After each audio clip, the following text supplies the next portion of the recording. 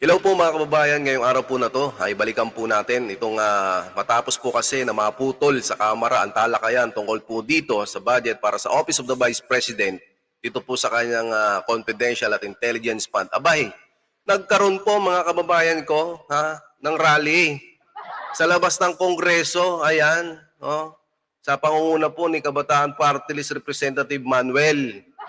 Nako, grabe na ito. Kakatapos lang, meron na kaagad na mga magulang dyan. Ano ba ito? Sino ba itong mga kasama na ito sa rally na yan? Ito nga po mga kababayan ko, panoorin po natin. Ang araw po sa lahat ng ating mga kababayan na sinitipit ang ating mga tintek ngayong araw. Pati rin po sa lahat ng mga motorista natin, yung mga nasa sasakyan, yung mga nakakarinig po ng ating mga talumpati ngayong umaga. Kakagaling lang po natin, literal, mula sa minadali na deliberasyon para sa pondo ng Office of the President. At kanina po, habang nandun naman na ang mga opisyal ng Office of the President, kahit meron tayong mga tanong na dapat nilang sagutin, ito na naman, nagtago na naman sila sa tinatawag na courtesy. Respeto daw. Dapat irespeto daw ang Office of the President. Kaya, bawal silang singilin na sumagot sa ating mga tanong. Tama ba yun? Ito ang tanong ko lang dito, grabe. Tingnan nyo si Representative Manuel, pagkatapos, ng ganito, may parali-rally pa sa labas. Eto, tatanungin ko, tama din kaya ito? Di ba, sa labas ng Kongreso, nangyari ito, tama din kaya ito? 15 minutes lang po silang napagbigyan, di ba? Yung iba, hindi na nakapagsalita. Kasi nga marami naman po pumayag po hindi naman mismong kinuha ni Inday Sara itong confidential at intelligence fund na ito, mga kababayan. Dumaan din naman ito sa proseso. Di ba? Ano pa bang gusto nila? Ituloy nga natin ito. Hindi nila naiintindihan. Dapat sila yung magrespeto sa mamamayan. Sila yung gumalang sa mamamayan. Kailangan nila ang pondo ng bayan.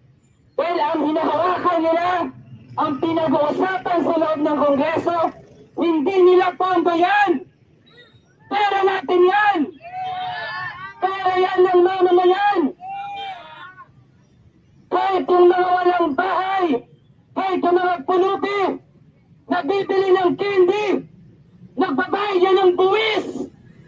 Kaya wala silang dapat na maging dahilan para hindi magpaliwanag. Isang dapat nilang sagutin, bakit nagawa ng Pangulo na magbigay sa Vice Presidente ng 125 million na confidential fund kahit wala yan sa 2022 national budget?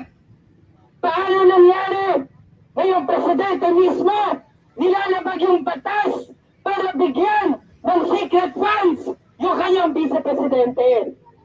Ganito ba yung unity? Unity para waldasin yung pera ng bayan. Unity para tapuhin personal na pondo nila ang pera ng bayan.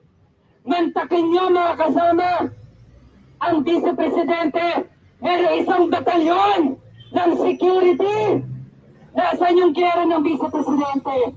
Ganun po sila katakot. Ganun sila katakot sa mamamayan. Na gusto lamang magtanong, gustong tiyakin na yung pera natin dapat napuputayan sa edukasyon, napupunta sa kalusugan, sa paglikha ng trabaho. Pero ano yung nangyayari? Mismo yung mga government workers sa loob ng Kongreso, ang daming kontraktual, ang baba ng kanilang sahod. Pero napakadali lang yung Vice-Presidente, ang daming security. Kaya po mga kasama, wala pong mali sa ating ginagawa. Dahil ang pinag-uusapan natin 5.7 trillion na budget na dapat sana ay nalalaan natin sa serbisyo. Kaya naman po, para tapusin ang talumpating ito, asahan ng administrasyon na kami, na mga mambabatas, gagawin namin ang trabaho namin kahit pilit kaming pinupusalan. At ang ating mga kababayan dito sa lansangan at sa lahat ng espasyo ay patuloy na magigiit na dapat ibasura ang confidential funds sa ating pamahalaan. Yun lamang po. Maraming salamat. So, ayun mga kababayan, no? Grabe. Talagang tutol na tutol sila dito sa confidential fund. Siguro naman, natauhan na ito. Dahil ito po ay dinala na rin, ano? Dito po sa ating Senado, napag-usapan na rin. At karamihan din naman, pumayag sila sa confidential fund. Sabi nga po ng Office of the Vice President, kahit wala namang gaanong pondo, kahit walang pondo naman, kaya naman ni Vice President Sara Duterte. Siyempre, kailangan din nga lamang din, iba nga kapag may pondo tayo kasi mabilis natin magagawa ang pagsiservisyo sa mga Pilipino. Yung po nga hindi nila makuha mga kababayan ko Lagi nilang batikos, ang laki, di ba? Illegal ang pagbibigay. Ano po ba ang gusto talaga nilang mangyari dito? Paano kaya ito? Lagi po silang nakakontra. Lagi po sila kasing nakakontra mga kababayan ko. Anyway, hindi naman masama kumontra dahil ito ay buwis ng mamamayang Pilipino. Tama doon sila. Kaso nga lamang, konting respeto rin. Ayan, ganun lang kasimple yun. At syempre, sabihin naman natin, tingnan naman natin ngayon kung ano po ang naging pahayag. Kung paano po sinuportahan ni Tatay Digong, itong kanyang anak na si Vice President Sara Duterte, pagdating po dito sa confidential fund, kung ano naman po ang pahayag dito ni Tatay Digong. Ito, Representative Manuel, makinig po kayo kay Tatay Digong, para nang sa ganun, maliwanagan din po, no? Para nang sa ganun, maliwanagan din po yung inyong kaisipan. Kasi talagang marami yung dito nagsisimula yung iba't ibang kaisipan dahil alam nyo naman, di ba, napagkakamalan tuloy kayo na mga makakaliwang grupo. Dahil dito sa ginagawa nyo na ito. Kaya ito, Representative Manuel, para po sa inyo to, itong sinasabi ni Tatay Digong kung paano naman niya pinagtanggol itong si Vice President Sara Duterte dito po sa confidential fund na ito. Ito po. Yung creeping sa mga komunista, sa mga estudyante, malaking bagay yan, actually. And walang specific area dito sa intelligence community na nakatutok dyan sa estudyante. Yung pagpasok ng mga left or the Communist Party of the Philippines in recruiting students. Kita mo maraming mga bata. Ang masakit pa dito, the tragedy of it all is yung mga taga-UP na pumasok doon, mga valedictorians, karamihan dyan, salutatorians, valedictorians. Yun yung brilliant na mga bata, mga anak natin na kukuha. And that would be true for the other universities, ang recruitment. Iyan, ibigay yan doon sa mga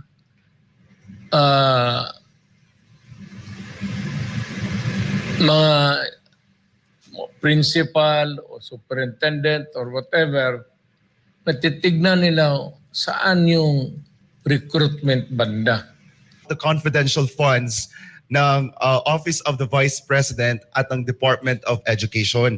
Patuloy po itong tinitira, kine-question ng Makabayan Block ang confidential funds ng OVP at ng DepEd. At dahil sa ginagawa po nila, tila nagkakaroon po ng maling kuro-kuro ang publiko at umano'y aabusuhin lang ng nasabing ahensya ang nasabing pondo, Mayor.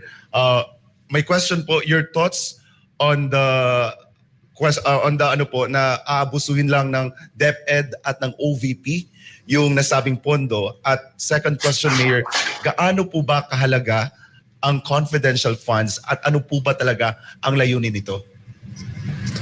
Well, ang issue na yan kasi is the office of the Vice President. Alam mo yung Vice President anak ko. So, maybe people would always hindi masyado they would suspect paboran ko ang anak mo, hindi. Pero ganito yan. Kasi kung ako ang presidente, bigyan ko. Yung creeping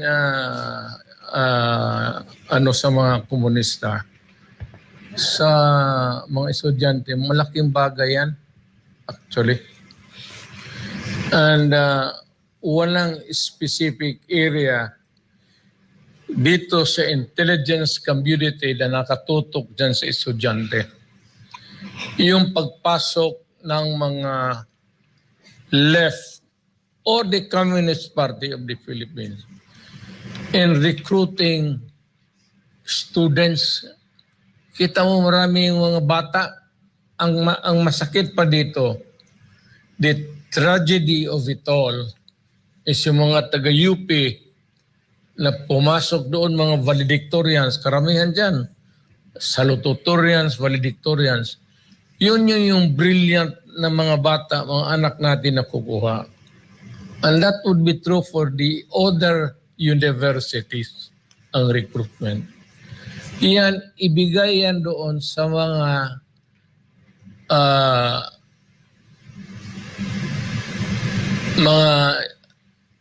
principal o superintendent or whatever, natitignan nila saan yung recruitment banda. You need special money for that. Yung budget ng Office of the President, nakalista lahat yan eh. Everything is accounted for.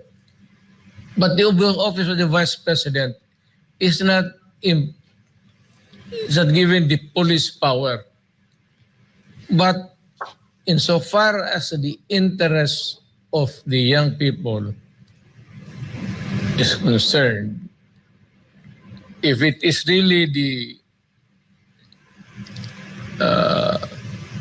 purpose of the Vice President to stop or at least minimize yung palaging inuudyok yung mga anak natin sa left. So, ayan po, mga kababayan, malinaw na malinaw. Kailangan naman pala ng pondo, di ba? Ano kaya masasabi ni Representative Manuel dito? Mga kababayan, bilang isang dating presidente, normal lamang na mabigyan mo ng budget yung Office of the Vice President. Kasi marami. Para sa mga kabataan din natin to, para hindi mapunta, hindi maligwak, ika nga, hindi maligwak mapunta dito po sa mga kaliwang grupo. So, ayun po mga kababayan, para sa araw na ito, ang ating pong Tatay Digong kung paano niya ipagtanggol itong confidential at intelligence fund ng ating Vice President Sara Duterte. Alam niyo po, ito po ay malinaw mga kababayan ko na maagang pamumulitika dito po sa ating Vice President Sara Duterte dahil palapit na ng palapit mga kababayan. Alam nila na talagang malakas na maaring manalo sa 2028 election dito si Vice President Sara Duterte. Kaya ngayon pa lang ay binabakbakan na nila. So muli ako po si Parak TV. Magandang araw po sa inyong lahat. Mabuhay po kayo. Sa mga kababayan po nating OFW, lagi po kayong mag-iingat. Sa lahat po ng mga kababayan natin na nandito sa Pilipinas, I love you all. Thank you and mabuhay po.